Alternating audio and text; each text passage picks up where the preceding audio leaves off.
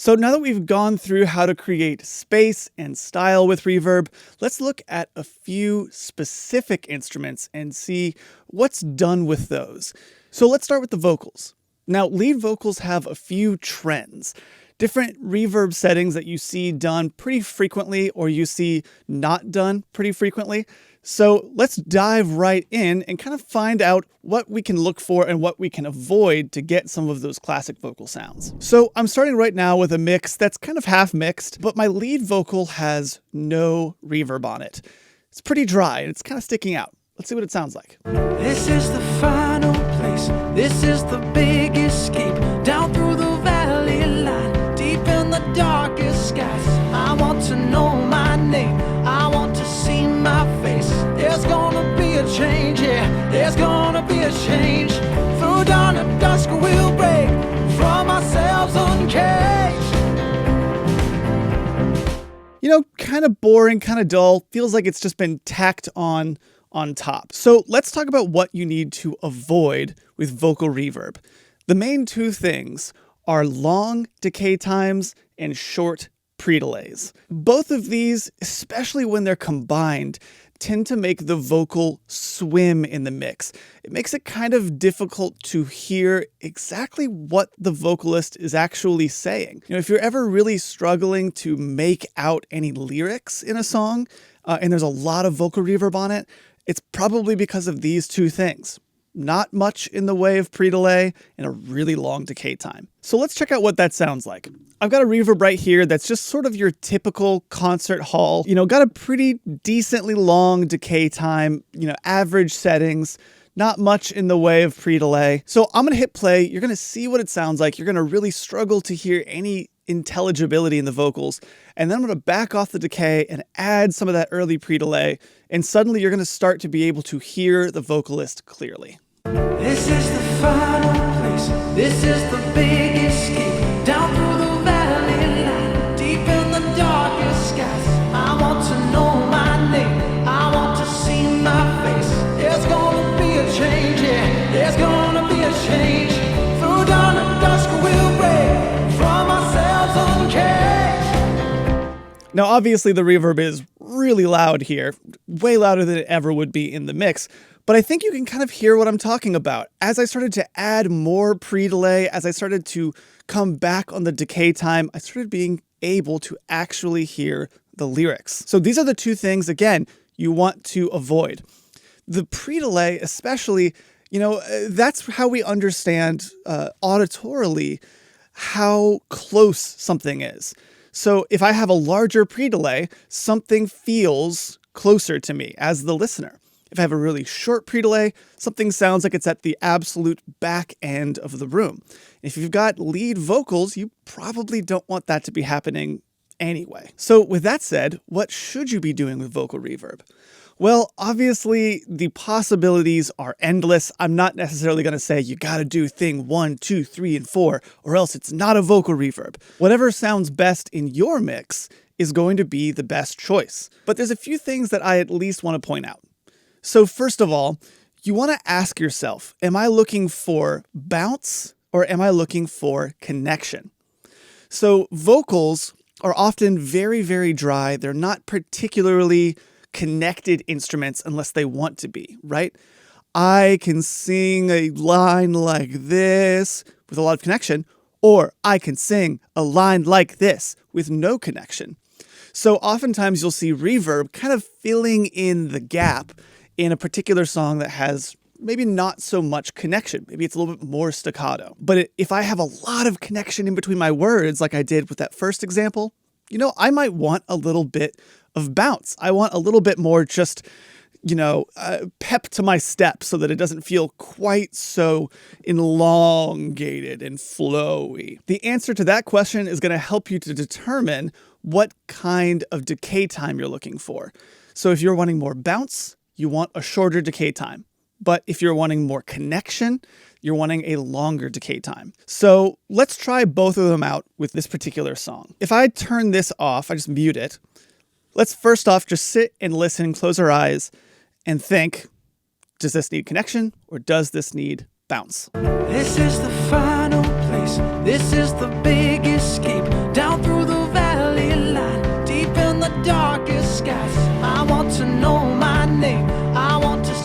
this one's a bit of a trick question, and I actually picked this intentionally because you could kind of do either. This vocalist is really enunciating the beginnings of each of their words, but they are holding out the notes, so everything still is connected like this, but they're starting each word like this. So what that means is there's really no wrong answers here. So let's just try out both, see what we can get. This is the final place. This is the big escape. Down through the valley line, deep in the darkest skies. I want to know my name. I want to see my face. There's gonna be a change, yeah. There's gonna be a change.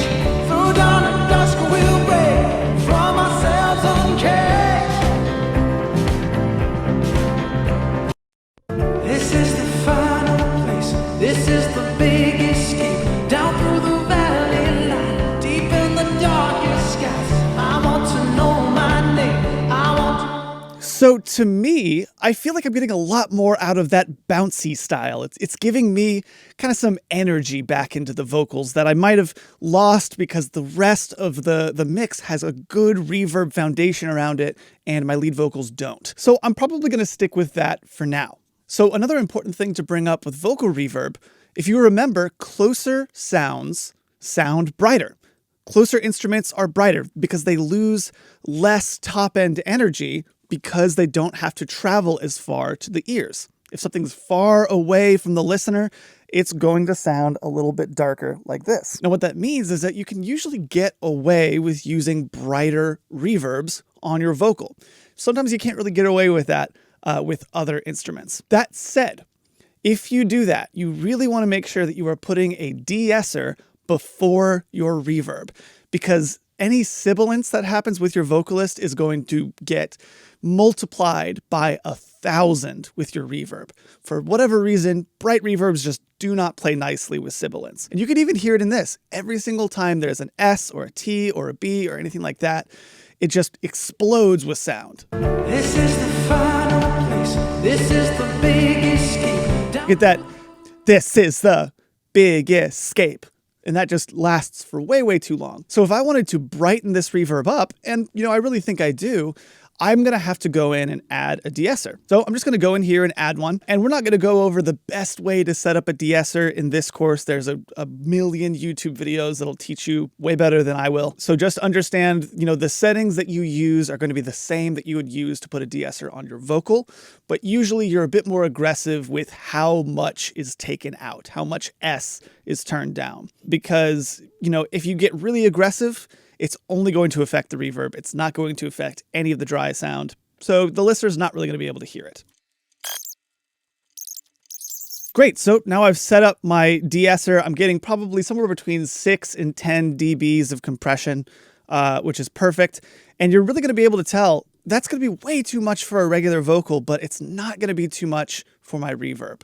We'll do a quick before and after. This is the final place. This is the big escape. Down through... This is the final place. This is the big escape. Down through the valley line.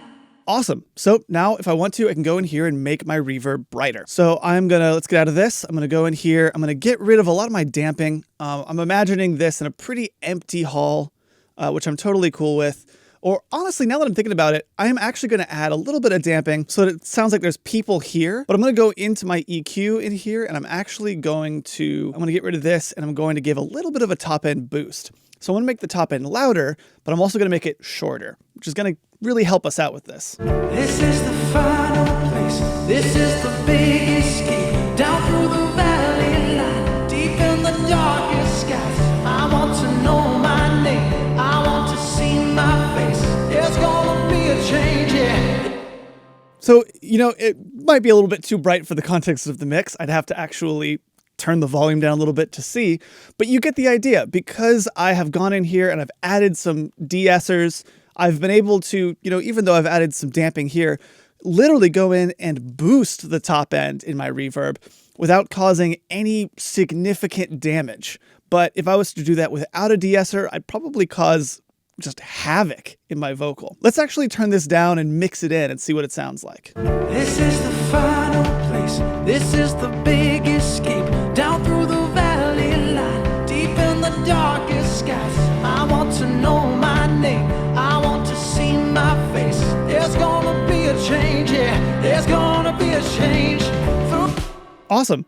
That was able to give my vocal a nice sense of depth and a nice bounce to it as well, a little bit of brightness to push it forward. I think it sounds really great. But what if I did want that connection style? What if I wanted a longer decay time to connect each of these words together? Now, obviously, we tried it out. It wasn't sounding great, but there is a great trick to doing this connection style of reverb and have it not get in the way of a vocal. And this is something that I'll pretty much do on any long decay time vocal reverb. And it's what's known as side chaining the reverb. So let me zero out my reverb again. Let me get that back to where it was, and then I'll show you exactly what I'm talking about. So right now I have the decay time of my reverb set to a bar. So a really long time, 2 seconds. Obviously, for most reverbs in the context of a mix, that's probably going to be too long. But I really want that connection that I can get from it. Right now it sounds like it's a bit too much. Let's listen. This is the final place, this is the big escape, down through the valley line, deep in the darkest skies. So what can I do? Well, I'm going to go in here and I'm going to grab a compressor. And you're actually going to see that there's a way for us to compress our reverb down every single time the vocal is in so that the reverb comes up every single time the vocal is out. And even whenever you use it really subtly, it can be really, really helpful for creating connection without creating mix gunk. So for anyone who doesn't know, sidechain compression is basically where you tell the ears of the compressor to listen to a different instrument rather than the one that it's compressing. And so it listens to that instrument, it acts as if it was compressing that instrument, and then it compresses the one that you're on. You see it used all the time, especially with, kicks and low end, kicks and bass, where you want the bass to duck down every single time the kick comes in to create space for the two to play with. But with this situation, we are going to do something kind of similar to that, but it's going to be the reverb and our vocals. So what I'm going to do, I'm actually going to create a send on my lead vocals. And what this is known as is a dummy send. Let me actually call this dummy send. Cool. What I'm going to do is I'm going to go over to my output on this send, and I'm going to select no output. Now what that means is that I'm going to have all of my vocal being sent to this send, right? But it's not going to go anywhere else. It's getting cut off. So no amount of sound is going to actually reach my headphones. It's not changing the tone at all. It's just a technical thing. Here's what's great about that. I can now use that dummy send as an input for my side chain. So I'm going to go down to my bus, and it's bus 65.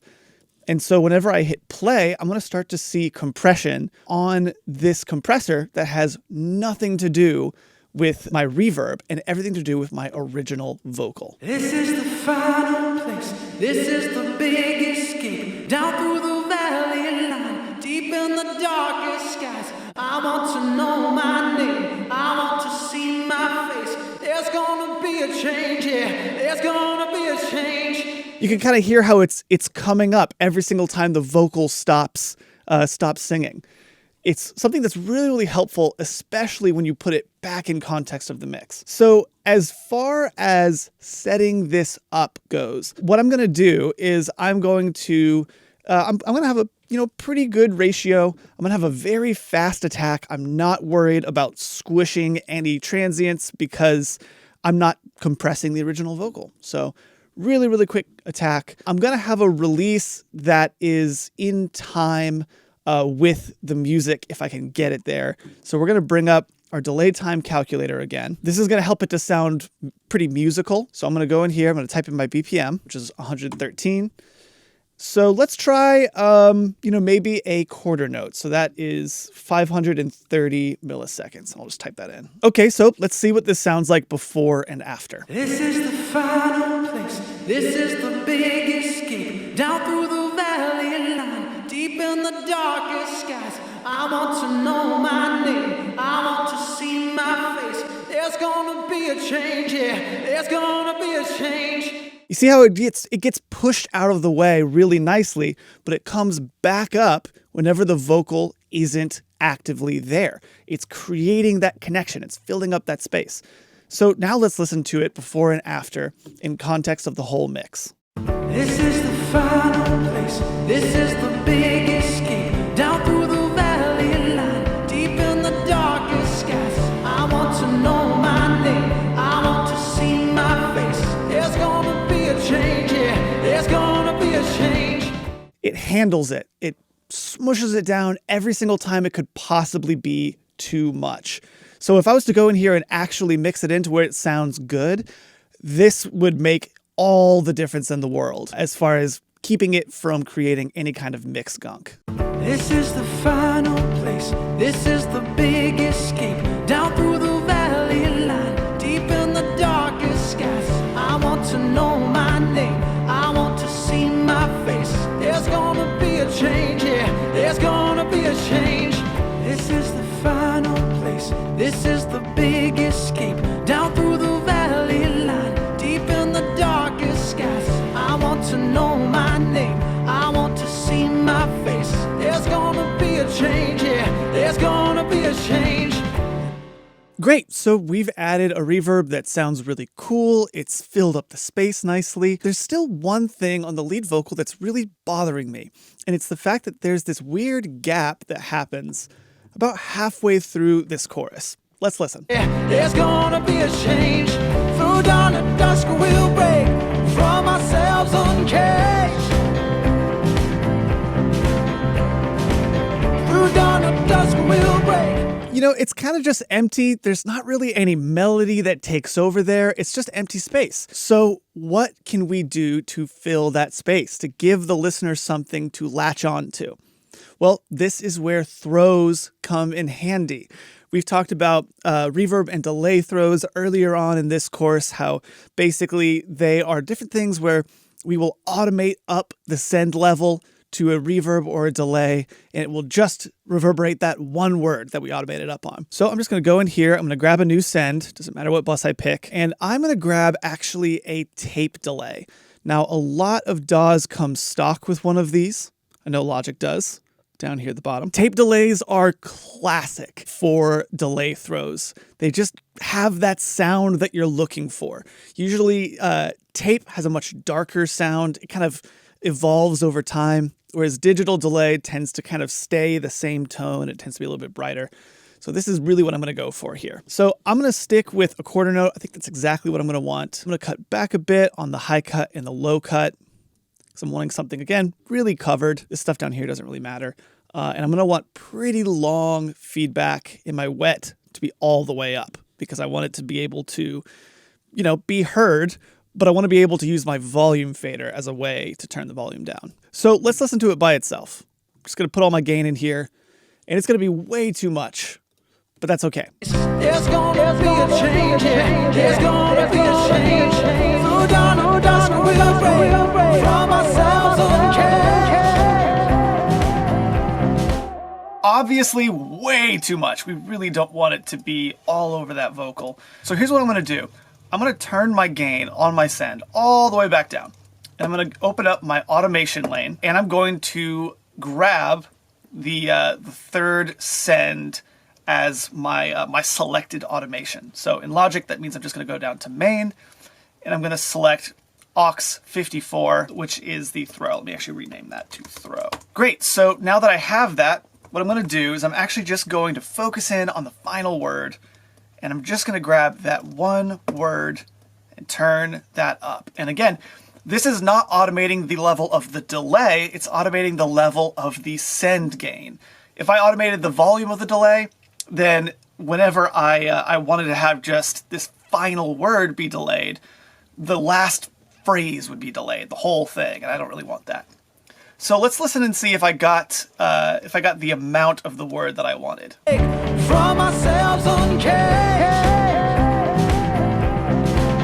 Perfect. That's perfect. It's exactly the sound I wanted. So now, one thing I really like to do with sends like this is I actually like to either add a reverb in front of them, or rather after them, or send them to my shadow system reverbs. Now for this particular mix, I don't have that set up, but I do have a few kind of mix wide room reverbs that I have created. The reason I do this is I want it to sound like it's in the room with everybody else. So I'm gonna go in here and I'm going to add a few of these reverbs, like I was saying before, and I'm just gonna turn them up kind of like this, just because I know that this is the amount that it needs. So let's listen to it now. From ourselves uncaged. Perfect, perfect, perfect. Turn it down just a bit, and it has that bounce that I want. It's like, exactly there. So let's listen to it now. Through dawn and dusk we'll break from ourselves uncaged. Through dawn. Perfect. So with all that being said, these are your vocal reverb techniques. Everything else is fair game. Don't forget that just because I didn't talk about it during this video doesn't mean it's not possible. It just means it might not be something that you gotta know before you start working with this instrument. So go out there and make some vocals that sound amazing.